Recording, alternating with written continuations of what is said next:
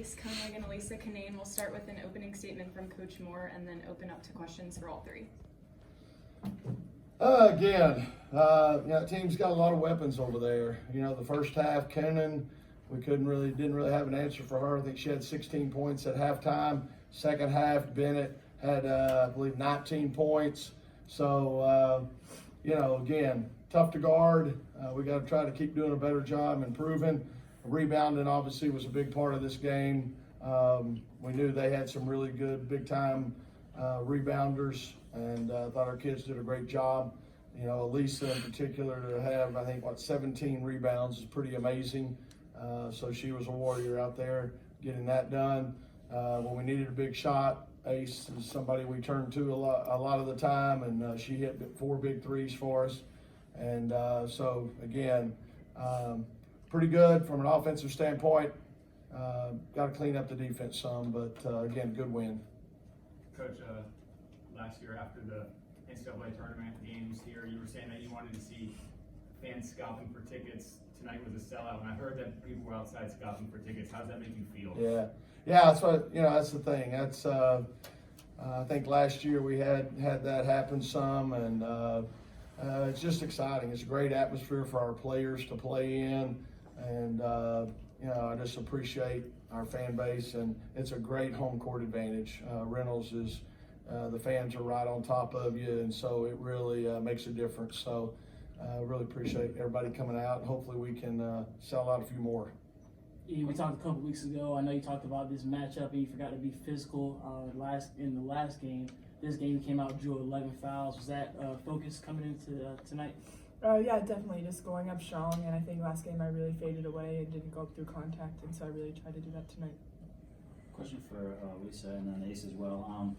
Obviously, how good did it feel to get this win and get it back, especially on your home floor, and to do it kind of the way you did in front of a packed and sold-out crowd like this? Yeah, it was amazing. The environment tonight, as soon as we ran out onto the court, everyone was just pumped up, adrenaline going. So it was just amazing that we have the fans we do, and it's a big win for us. And this is why you come to NC State. You come here for big games with amazing crowds and high stakes. So as a player and a competitor, it's nowhere I'd rather be. In the fourth quarter, they pulled two within 2, and then you hit those 2 big threes. You kind of in your mind think I'm not letting them come back and beat us again. Just kind of take over mode as a senior.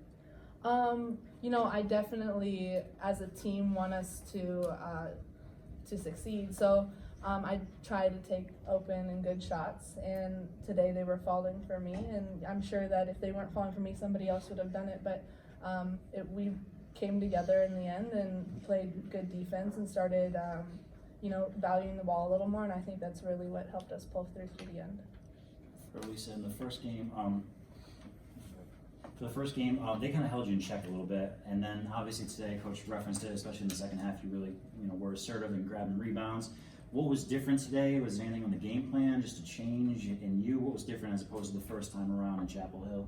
I think I just slowed down a lot the first game. I just was going everywhere and turning the ball over a lot, and so I think my coaches and my teammates just really talked to me, said, Elissa, calm down, you know who you are, just take the ball to the basket, and so I was able to do that. These 2 matchups against UNC, in terms of kind of the punishment you take under the basket, are they 2 of the toughest games you've played this season? I would say towards the end, yeah, a little bit. Got a little beat up. Anything else?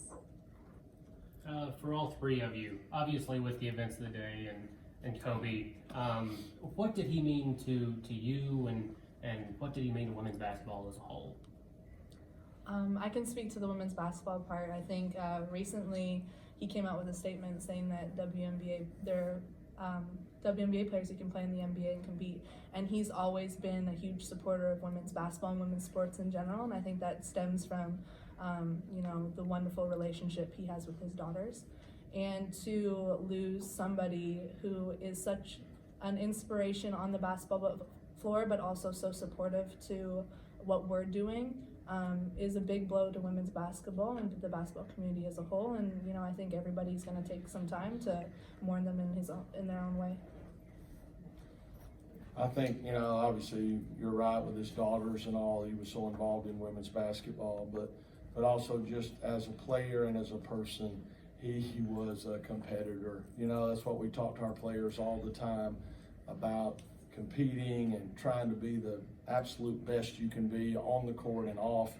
He did unbelievable things on the court, and I have no doubt he was going to do unbelievable things off the court, and that's what's a shame is we'll never see that. But he left a great legacy, and we can all learn from his drive and how hard he worked for everything he got.